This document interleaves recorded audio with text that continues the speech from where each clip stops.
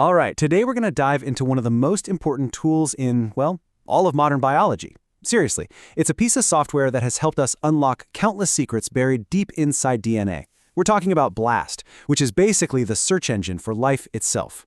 But first, to really get why it's such a big deal, you have to understand the problem it solves. I mean, the amount of genetic data we have now is just mind-boggling. Billions and billions of letters of code from thousands of species. So, how on earth do you find one single gene you're interested in inside a library with millions of them? It's like trying to find a needle in a haystack the size of a planet. Well, the answer comes from thinking about the problem in a totally different way. What if you had a search engine, like Google, but it was built specifically for genetics? And that is exactly what BLAST is. Its full name, if you're curious, is the Basic Local Alignment Search Tool. It was developed back in the 90s, and it's this incredibly powerful algorithm built to do one thing and do it really, really well: compare biological sequences. And that word local in the name, it's key. It means BLAST is looking for the most similar parts between two sequences, even if the sequences overall are pretty different. Honestly, the best way to think about it is this. BLAST is to a biologist what Google is to us. You've got this unknown piece of DNA or a protein sequence, you copy and paste it into BLAST, and it just zips through these enormous public databases to find anything that looks like it. It's that simple and that powerful. So how does this genetic search engine actually work its magic? Well, the core idea behind it all is a concept called sequence alignment.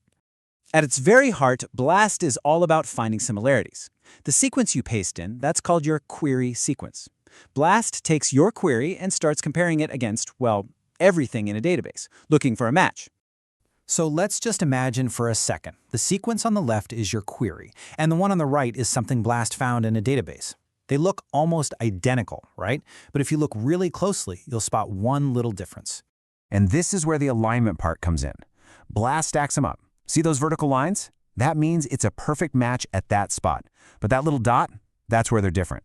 In this case, a G was swapped for an A. This simple visual immediately tells you how similar they are and exactly where they differ. But, okay, why do we even care about these similarities? This is the whole point. If two sequences are similar, it's a massive clue. It suggests they might do the same job in a cell, have a similar 3D shape, or maybe even share a common ancestor from millions of years ago. Finding a match can instantly tell a scientist what their mystery gene might actually do. Now I know what you might be thinking. Comparing your query to millions of other sequences, letter by letter, that sounds incredibly slow. And yeah, it would be. But this is where BLAST gets really, really clever.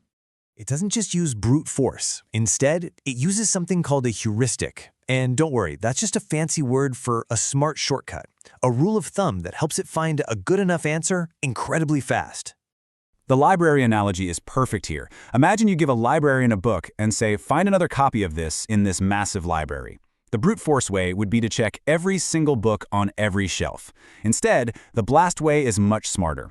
First, the librarian goes right to the life sciences section, ignoring everything else. Then, instead of reading entire books, they scan for short, unique phrases or words. For DNA, these are about 11 letters long. When they find a matching word, that's a hit.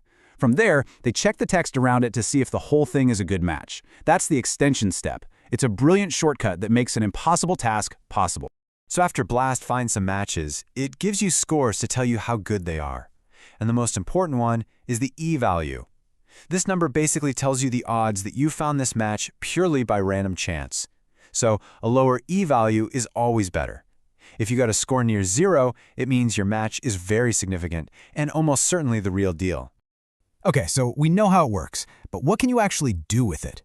This is where the story gets really, really exciting. First off, there's not just one single BLAST. It's more like a whole toolbox with different versions for specific jobs. You've got BLAST-N to compare DNA against a DNA database, then there's BLAST-P to compare a protein against a protein database, and you even have these clever versions like BLAST-X, which takes your DNA, translates it into all the possible proteins it could make, and then searches those. There's a tool for almost any question you can think of. And the real-world applications are just game-changing. In medicine, researchers use BLAST to spot mutations in genes that are linked to diseases like cancer. In evolution, you can trace the history of a single gene across millions of years, from bacteria all the way to blue whales. In agriculture, it helps us find genes for things like drought resistance. Seriously, if you're a scientist and you discover a new gene, the very first thing you do is run a BLAST search to see what it's related to. Oh, and remember I said there was another score?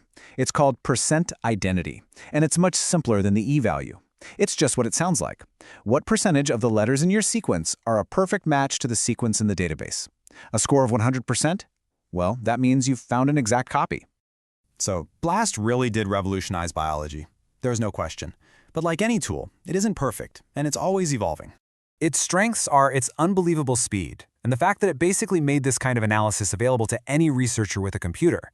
But on the other hand, because it uses those smart shortcuts, it can sometimes miss more distant, less obvious relationships. And of course, any search is only as good as the database it's searching through. When you step back and think about it, BLAST gave us the power to search and actually make sense of the book of life. It turned what was just an overwhelming flood of data into a library we could navigate.